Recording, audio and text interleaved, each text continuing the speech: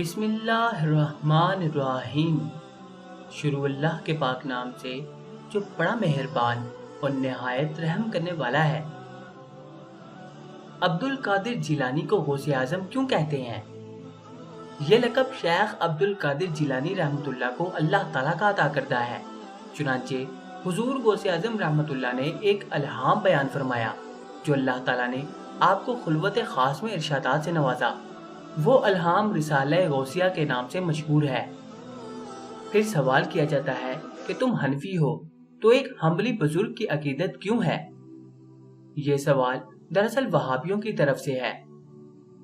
چونکہ دیوبندی ان کے چھوٹے بھائی ہیں اس لیے اپنے بھائیوں کی حمایت میں یہ سوال کر دیا، ورنہ ان کا حق نہ تھا ایسا سوال کرنا، کیونکہ یہ خود کو حنفی کہلاتے ہیں۔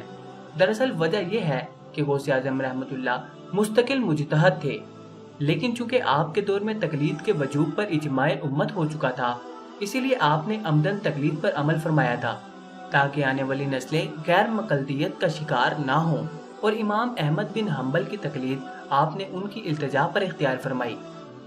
چونکہ ہر ولی کامل کسی نہ کسی امام کا مقلد ہے اور یہ امور شرعیہ سے متعلق ہے، اسی لیے ہم امور شرعیہ میں امام ابو حنیفہ کے مقلد ہیں اور امور سلوک و معرفت میں غوث اعظم رحمۃ اللہ کے پیروکار۔ اسی لیے سرے سے یہ سوال ہی غلط ہے۔ جزاک اللہ۔